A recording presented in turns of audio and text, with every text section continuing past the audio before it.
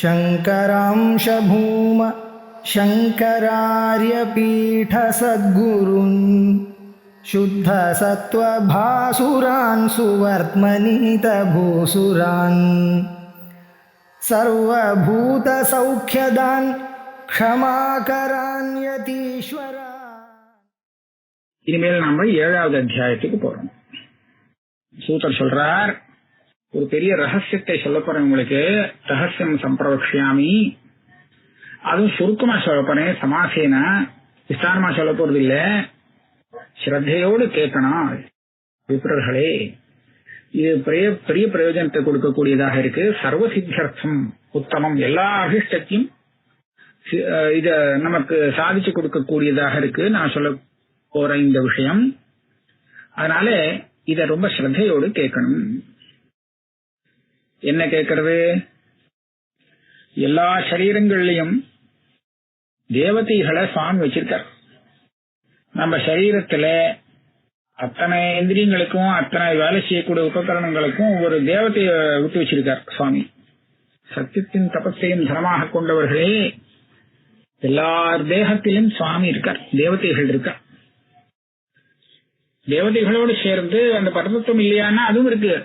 எல்லாத்துக்கும் காரணமா இருக்கக்கூடிய அந்த பரதத்துவம் கூட எல்லா தேகத்திலையும் இருந்துட்டு இருக்கு. அந்த பரமேஸ்வரனும் எல்லா சரீரத்திலையும் இருந்துட்டு இருக்காராம். இந்த சரீரமானது 5 பூதங்களுடைய ஒரு சேர்க்கையால வந்திருக்கு. அதனால பஞ்சபூதாத்மகம். அப்பாட்டேந்து 3 அம்மாட்டேந்து 3ன்னு சரீரத்துல உண்டாகக்கூடிய ஒரு 6 கோஷங்களை கொண்டதாக இருக்கு. தோல் இருக்கு, ரத்தம் இருக்கு, மாம்சம் இருக்கு, மேதஸ்ங்கிறது ஒண்ணு இருக்கு, அஸ்தினா எலும்பு இருக்கு, மஜ்ஜான்னு ஒண்ணு இருக்கு. இதுதான் இந்த 6 சேர்ந்தது ஷட்கோஷங்கள். இதுதான் ஸ்தூல சரீரம். பஞ்ச பௌத்திகம்னு சொன்னதுனாலே 5 தேவதைகள் இங்க இருக்கலாம். அந்த தேவதைகளை பத்தி பஞ்ச தேவதாகனு சொன்னாரே, அந்த தேவதைகள் யார் யாருங்கிறத இப்ப சொல்றார். இந்த சரீரத்திலே பார்த்திவ பாகம், பிருத்திவி பாகம் இருக்கோ இல்லையோ, அந்த பாகத்துக்கு தேவதையாக இருப்பது பிரம்மா. அதே மாதிரி ஜலபாகத்துக்கு விஷ்ணு தேவதையாக இருக்கார். அக்னி பாகத்துக்கு ருத்ரன் தேவதையாக இருக்கார். வாயு பாகத்துக்கு ஈஸ்வரன் தேவதையா இருக்கார். ஆகாச பாகத்துக்கு அந்த சதாசிவனே தேவதையாக இருக்கார். இது இங்க மேல இருக்கணும். கரெக்ட். சரீரஸ்ய பகிர்பாகே, சரீரம்னு ஸ்தூல சரீரத்தை வாங்கிக்க வேண்டியது. அந்த ஸ்தூல சரீரத்துக்கு வெளிபாகத்திலே ஸ்தூல சரீரத்துக்கு அபிமானியான விராட் ஆத்மா இருக்காராம். விராட் அப்படிங்கிற ஆத்மா. சமஷ்டி ஸ்தூல சரீரம், வியஷ்டி ஸ்தூல சரீரம். இப்போ விராட் விஸ்வஹா அங்க இதுல சொல்லும் போது, மாண்டூக்கியத்துல சொல்லும் போது, ஸ்தூல சரீரத்துல சமஷ்டியா ஒரு அபிமான தேவதை யாருன்னு கேட்டா விராட், அவர் தான் வைஸ்வானரா. அதே மாதிரி வியஷ்டி ஒத்தையா சரீரத்தை எடுத்துட்டு அந்த ஸ்தூல சரீரத்துக்கு அபிமானியாக இருக்கக்கூடியவர் யாருன்னு கேட்டா அதுதான் விஸ்வஹான்னு சொல்றது. இங்க மொத்தமா சொல்றார், விராட் அப்படிங்கிற ரூபத்துல ஆத்மா இருந்துட்டு இருக்கார். தேகம் ஸ்தூல சரீரம் முன்னாடி சொன்னார், அதனால பகிர்பாகின்னு சொல்லியிருந்தார். அந்தர்பாகி ஸ்தூல சரீரத்துக்கு உள்ளே, அதாவது இப்ப சூக்ஷ்ம சரீரம். அந்த சூக்ஷ்ம சரீரத்துக்கு ஆத்மாவாக தேவதையாக இருப்பது யாரு அப்படின்னு கேட்டா ஸ்வராட். அதுக்கப்புறம் இன்னொன்னு இருக்கு, இன்னொரு ஆத்மா சம்ராட் ஆத்மா. அதாவது நமக்கு 3 தேகம், ஸ்தூல தேகம், சூக்ஷ்ம தேகம், காரண தேகம். ஸ்தூல தேகத்துக்கு விராட்டு, சூக்ஷ்ம சரீரத்துக்கு ஸ்வராட். அப்புறம் இது ரெண்டுக்கும் காரணமான காரண சரீரத்துக்கு சம்ராட் அப்படின்னு தேவதை ஆத்மா இருக்கார். இதுக்கப்புறம் உள்ள ஞானேந்திரியம் அப்படின்னு பேர் உள்ள ஸ்ரோத்ராதி 5 இந்திரியங்கள் இருக்கு. அந்த 5 இந்திரியங்களுக்கு கிரமமாக பேரு தேவதை சொல்றார். திக்கு, வாயு, அர்க்க, ஜலாத்தியக்ஷன, வருண, பூமி, இந்த 5 பேர். 5 தேவதைகள் கிரமம் 5 பூதங்களுக்கு. ஆகாசம், வாயு, அக்னி, ஜலம், பிருத்திவி அப்படின்னு சொல்லக்கூடிய 5 பூதங்களுடைய 5 கணம் இருக்க. சப்தஸ்பர்ஷ ரூப கந்தாக அப்படின்னு சொல்றாலே அதுகளுக்கு தேவதையாக இருப்பது இந்த தேவதைகள் தான். என்ன தேவதைகள்? திக்கு, வாயு, அர்க்க, ஜலாத்தியக்ஷ, பூமி சங்காஷ்ட தேவதாக. இந்த கர்மேந்திரியங்களுக்கும் இதே மாதிரி தேவதைகள் இருக்கு. அதுல திரிவிக்ரமஹான்னு ஒண்ணு, அப்புறம் இந்திரஹா, இந்திரன், வன்ஹி, அக்னி, அதே மாதிரி மித்ரன், அதுக்கப்புறம் சூத்ராத்மா, ஹிரண்யகர்பா. ஆக இப்படியாக 5 தேவதைகள் கர்மேந்திரியத்துக்கு. அந்தஸ்கரணம் அப்படின்னு சொல்றோமே மனசு, அந்த அந்தஸ்கரணத்துக்கு ஹிரண்யகர்பனே பகவானாக தேவதையாக இருக்காராம். இந்த ஹிரண்யகர்பங்கிறது பிரஜாபதி, அவர் தான் எல்லா சர்வா தேவதாக எல்லா தேவதையாகவும் இருக்காருன்னு சொல்லும் போது அவருடைய பிரபேதங்கள்ல மற்ற தேவதைகள்லாம் வரும். அப்படி பார்க்கறச்சே ஹிரண்யகர்பனுடைய ஒரு அவஸ்தா விசேஷமானது அதுதான் சந்திரன், அதுதான் மனசுக்கு ஹேது. மனசுல ஹிரண்யகர்பன் தேவதான்னு சொன்னா எப்படின்னு சொன்னா, ஹிரண்யகர்பனால சம்பவித்து ஏற்பட்ட அந்த சந்திரன் இருக்கே, அந்த சந்திரன் தான் தேவதை. புத்தௌ ப்ரஹஸ்பதிர் விப்ராஹ ஸ்திதः காலாக்னிருத்ரகः அஹங்காரே சிவஸ்சித்தே ரோமசு க்ஷுத்ர தேவதாः பூத பிரேதாதயः சர்வே தேகஸ்யாஸ்திஷு சம்ஸ்திதாः. அது சொல்ல போயிட்டு புத்திக்கு தேவதையாக இருப்பது ப்ரஹஸ்பதி, குரு, நவகிரகத்தை ஒருத்தர் சொல்றாரு, தேவகுரு.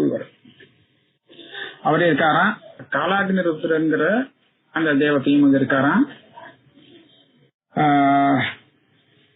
அகங்காரத்துல சிவன் தேவதையா இருக்கார். அதுக்கு மேல க்ஷுத்ர தேவதைகளை சொல்றார். சரீரத்தில் இருக்கக்கூடிய லோமங்கள் இருக்கோ இல்லையோ, அந்த லோமங்கள்ல க்ஷுத்ர தேவதைகள்லாம் இருக்கு. பூதம், பிரேதம், பிசாதம் எல்லாம் சொல்றாங்க. இப்ப ஏற்பட்டதெல்லாம் க்ஷுத்ர தேவதைகள். இந்த க்ஷுத்ர தேவதைகள்லாம் தேகத்தினுடைய அஸ்திகள்ல இருக்கு. நல்ல அஸ்தி, இந்த ரோமம் இதெல்லாம் சுத்த வஸ்து இல்லை, இதுல இருக்கு.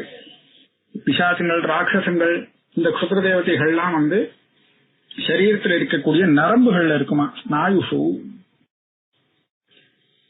இப்ப இந்த பூத பிரேதாதியாக எங்க இருக்கான்னு சொல்லிட்டாளா.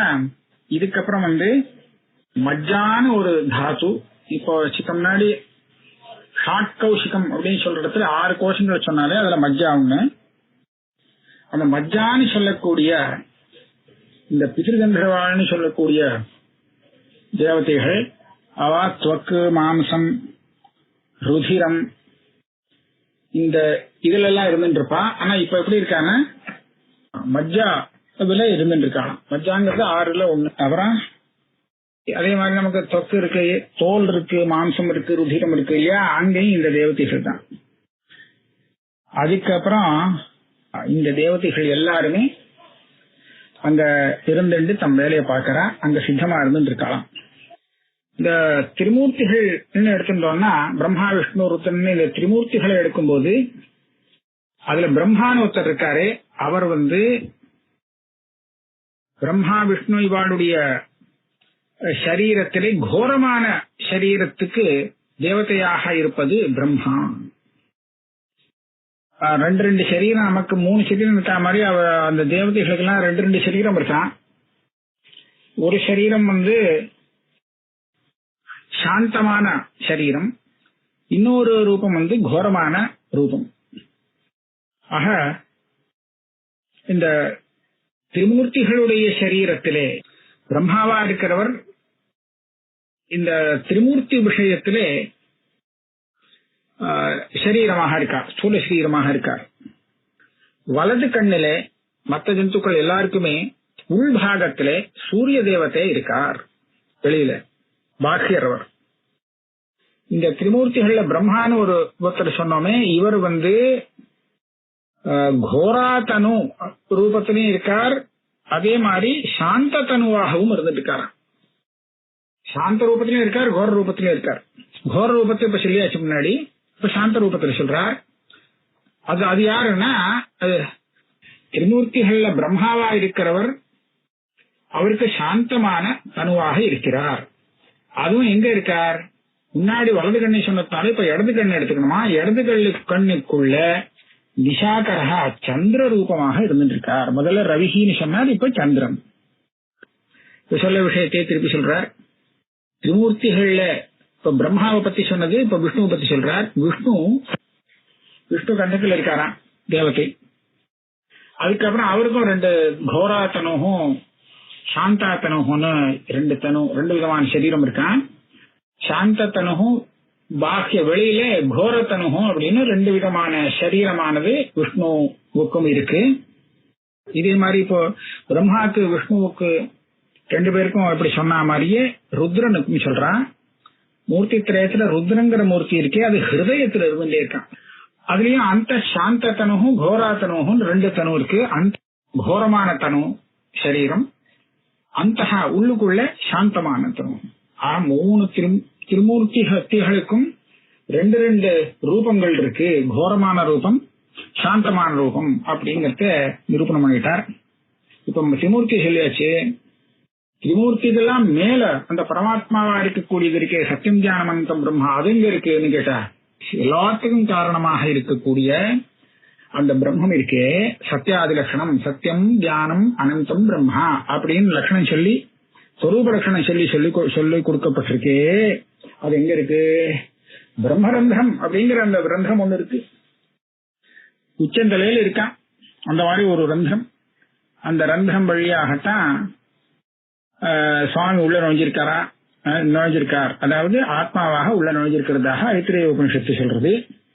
அதுக்கு பிரம்மரந்திரம் அப்படின்னு பேரு. அந்த பிரம்மரந்திரம்ங்கிற அசமான ஒரு ஸ்தானத்திலே இந்த பிரம்மம், சத்தியம் ஞானம் அனந்தம் பிரம்மா அப்படின்னு சொல்லக்கூடிய இந்த பிரம்மஸ்வரூபமானது அந்த பிரம்மா ரந்தரம்ங்கிற ஸ்தானத்துல எப்போதும் இருந்துட்டு இருக்கு. எல்லா இடத்துலயும் இருக்கு. ஆனா அந்த இடத்துல அதுக்கு விசேஷ அபிவிருத்தி ஸ்தானம்னு சொல்லணும். அதனால அந்த மூர்தன்ய நாடி வழியாக யாரு போறாரோ அவ உடனே பிரம்மத்தை அடைஞ்சு விடுறா. அங்கேயே பிரம்மம் காத்துட்டு இருக்கு. மூர்த நாடி வழியாக தலை வழியா போச்சுன்னு சொன்னா அந்த பிரம்மரந்தம் வழியாக பிராணன் போகும். அப்படி போகும்போது அங்க எப்போதும் அந்த சத்தியம் ஞானம் அனந்தம் பிரம்மாங்கிறது நீதமாக இருக்கிறபடியாலே நேராவே அடைஞ்சிடும். அதனால அவ மறுபடியும் எங்கேயோ போய் வர்றது அதெல்லாம் கிடையாது. பிரம்மரந்தே மகாஸ்தானே வர்த்ததே சததம் துஜாஹ. 17 ஸ்லோகம் ஆயிடுத்து. 18வது ஸ்லோகத்தை நம்ம அடுத்த கிளாஸ்ல பார்க்கலாம்.